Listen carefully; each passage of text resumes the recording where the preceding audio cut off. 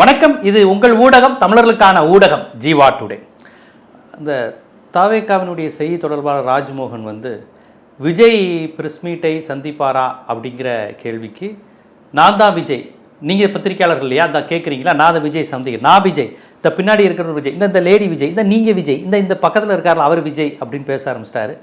எனக்கு இந்த சின்னத்தம்பி திரைப்படத்தில் ஒரு கதாபாத்திரம் வரும், பிவாஸ் அழகாக அந்த கேரக்டரை செட் பண்ணியிருப்பார். எனக்கு கல்யாணம் அப்படின்ட்டு ஒருத்தர் ஓடி வந்துகிட்டே இருப்பார். சின்ன தம்பி படம் பார்த்தீங்கன்னா உங்களுக்கு தெரியும். எனக்கு கல்யாணம் தாலியை வச்சுக்கிட்டு ஒருத்தர் ஓடி வந்துகிட்டே இருப்பார். அவரை வச்சு தான் கடைசியில் கிளைமேக்ஸ் சீன்லாம் அமைச்சிருப்பார் பிவாசு.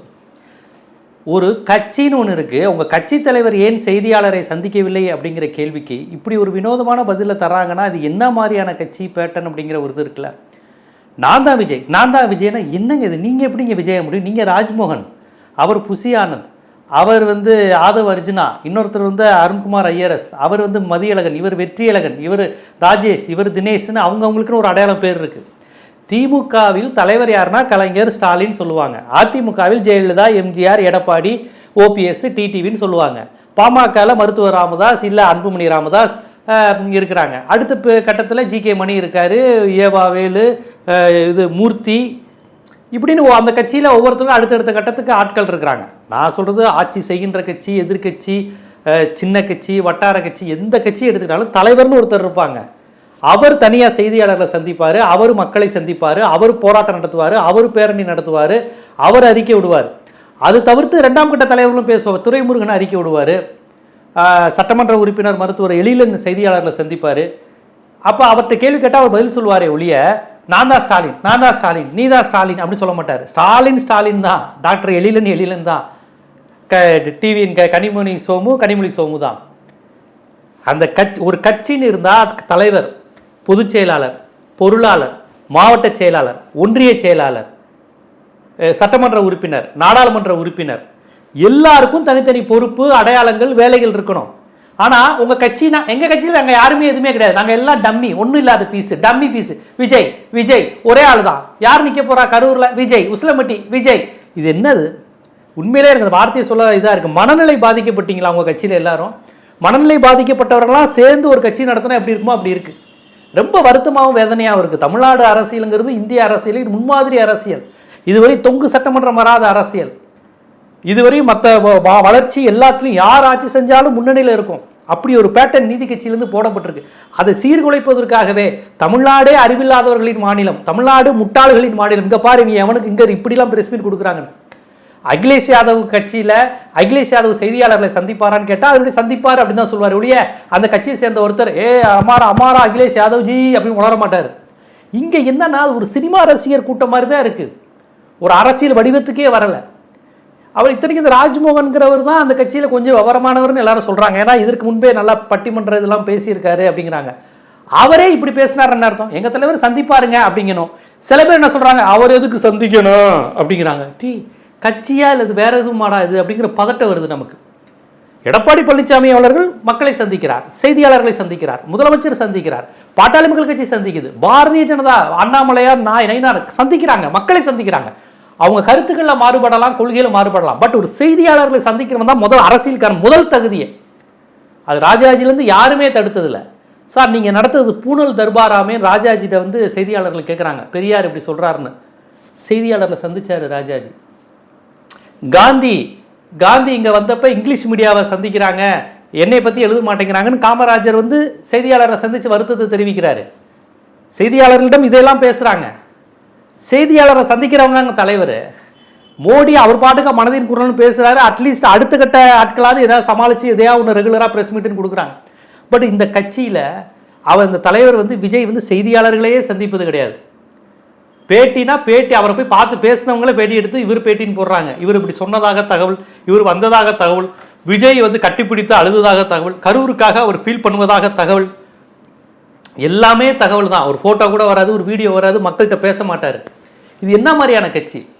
யாராவது சார் இது குறித்து இப்போ உதயநிதி ஸ்டாலின் செய்தியாளர்களை சந்திக்கிறார்.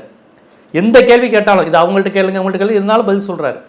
எல்லாருமே இப்போ நீங்கள் ஆளும் ஆட்சியாளர்கள்ட்ட 1008 விமர்சனங்கள் இருக்கும்.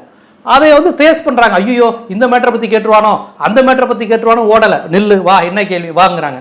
கல்வி அமைச்சர் அன்பில் மகேஷ் சந்திக்கிறார், டிஆர்பி ராஜா சந்திக்கிறாரு. நீ உரண்ட எழுப்ப விமர்சனம் பண்ணுவ, பரவாயில்ல கேளு, நான் பதில் சொல்றேன். சீமான் செய்தியாளர்களை சந்திக்கிறார், எல்லா கட்சியும் செய்தியாளர்களை சந்திக்கிறாங்க.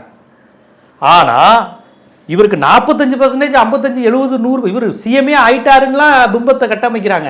ஆனா ஒரு செய்தியாளர்களை சந்திச்சு 2 நிமிஷம் பேச முடியல அவரால். ஓடுறாரு, செய்தியாளர்கள் கேட்டாலும் ஓடுறாரு. ஏன்னு கேட்டா நான் தான் விஜய், நான் தான் விஜய் அப்படிங்கிற ராஜ்மோகன், நான் தான் விஜய், இந்த பொண்ணு விஜய், இந்த லேடி விஜய், இந்த பின்னாடி நிற்கிறேன் விஜய், அந்த கடலை விற்கிறேன் விஜய், பட்டாணி விற்கிறார்கள் அவர் விஜய், அங்க ஒரு இன்ஜினியர் ஒருத்தர் இருக்கான் ஆமை விஜய், எங்க கட்சியில் ஒரு டாக்டர் ஒருத்தர் இருக்கான் ஆமை விஜய். என்னங்க இது? இது என்னது? எங்க கட்சியில விஜய்ங்கிற முகத்தை தவிர மற்ற எதுவுமே இல்லை என்று சொல்வதுதான் ஜனநாயகமா? நீங்க தான் ஜனநாயகமா? மன்னர் காட்சி காலத்தில் கூட அமைச்சர் தளபதிக்கு அவங்களுக்கு ஒரு வேல்யூ உண்டு. இது ஜனநாயக நாட்டில் ஒருத்தருக்காகத்தான் கட்சி, மக்களுக்காண்டியோ தொண்டர்களுக்காண்டியோ கொள்கைகளுக்காகவோ இல்லை. விஜய்னு ஒருத்தருக்காக கட்சியே நடத்துறாங்க. இவங்க கொள்கை கிடையாது, ஒரு மண்ணும் கிடையாது. விஜய்ங்கிற மூஞ்சி, விஜய்க்கு எவ்வளவு மார்க்கெட் இருக்கு, எவ்வளவு ரேட்டு ஓடுது பாருங்க, எவ்வளவு ரேட்டு தெரியுமா, 300 கோடி ரூபா, இதெல்லாம் ஒரு பெருமைன்னு சொல்லிட்டு இதை மட்டுமே வித்துக்கிட்டு இருக்காங்க ஒரு கட்சியில. அன்னைக்கு அப்போ சன் நியூஸ்ல பார்க்குறேன், அன்னைக்கு விவாதத்தில் ஒரு நண்பர் தாவைக்க நண்பர் வர்றாரு, பிரஸ் மீட் அவர் வைப்பாரான்னு கேட்டால் அவரால் வைப்பாருன்னு சொல்ல முடியல. ராஜ்மோகனாவது மண்ணலை பாதிக்கப்பட்ட மாதிரி நான் தான் விஜய், நான் தான் விஜய், நான் தான் விஜய், எனக்கு கல்யாணங்கிற மாதிரி பேசிக்கிட்டு இருக்காரு. அந்த நண்பர் பாவம், அவர் என்ன சொல்றாரு, வைப்பாரான்னு கேட்க முடியல. நான் கேட்கிறேன், எங்க ஒரு பிரஸ் மீட் அவங்க தலைவர் வைப்பாரான்னு. இதுவரை எந்த கட்சியை பார்த்து எந்த செய்தியாளரும் பிரஸ் மீட் வைங்கப்பான்னு கெஞ்சினது இல்லை. ஏன்னா எல்லாரும் பிரஸ் மீட் வச்சுட்டு தான் இருக்கிறாங்க எல்லா கட்சியும். இந்த கட்சியில் பிரஸ் மீட் வைப்பீங்களான்னு கேட்டா பாவம் அந்த நண்பர், எனக்கு அவர் நினைச்ச பரிதாபமா இருக்கு. அவரால் ஒன்றும் சொல்ல முடியல. வைக்கலாம்ல, வைக்க வாய்ப்பு இருக்கு இல்லையா, வைக்கலாம் இல்லையா, எங்களுடன் சில பேர் வரலாம் இல்லையான்னு உளர்னா இருப்பாருங்க. அது மாதிரி வச்சுட்டு வைக்கதானே இப்போ வாய்ப்பு இருக்கு, வைக்கலாம் இல்லையாங்கிறாரு. பாவம் திணறாரு. ஏன்னா அவங்க தலைவரை பத்தி நம்ம எல்லாரும் விட அவருக்கு நல்லா தெரியும். கண்டிப்பா பனையரோ தாண்டி இருந்தாலும் வரமாட்டாரு அவருக்கு நல்லா தெரியும். அதனால பிரஸ் மீட், ஒரு எலெக்ஷன் 2 மாசத்துல வரப்போது, அப்போ கூட சந்தித்து தமிழக அரசை கண்டிக்கிறீங்க. ஒரு கேள்வி, ஒரு இது, திமுகவை திட்ட தான் கட்சியே ஆரம்பிச்சிருக்கீங்க, திமுகவை ஒழிக்க தான். அட்லீஸ்ட் திமுகவை திட்டியாவது ஒரு பிரஸ் அறிக்கை விட ஒரு பிரஸ் மீட் வைங்க, செய்தியாளர் கேட்க பதில் சொல்லுங்க. இவ்வளவுதான் இந்த நடிகர்கள். இவங்கெல்லாம் அரசியல்வாதியாவே மாறல. இவர்களை நம்பி வந்திருப்பவங்க எப்படி அரசியல்வாதியா இருப்பாங்க? இவரை ஒரு தலைவராக ஏற்றுக்கிட்டா அவங்களுடைய அறிவு லெவலை யோசித்து பாருங்க. அப்போ இந்த கட்சி, அந்த கட்சியில் யாராவது ஒரு மனநல மருத்துவர் இருந்தால் போய் நீங்களாம் உங்களை பரிசோதிச்சுக்கோங்க, நம்ம சரியான மனநிலையில் தான் இருக்கிறோமா அப்படின்னு. ராஜ்மோகன் அவர்களே, உங்களெல்லாம் ஒரு பேச்சாளர் நினச்சேன், நல்ல தமிழ் வார்த்தை பேசினா எனக்கு எப்பவுமே பிடிக்கும்.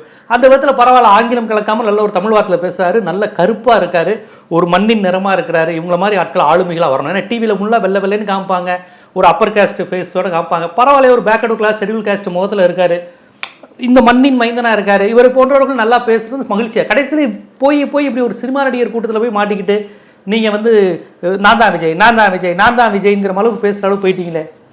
உங்க தலைவர் பிரஸ் மீட் வைப்பாரான்னு கேட்டா வைப்பாரு, வைக்க மாட்டாருன்னு சொல்ல முடியல. நான் தான் வைக்கிறேன், நான் தான் பிரஸ் மீட் என்று சொல்வது அறிவுடைமை ஆகாது.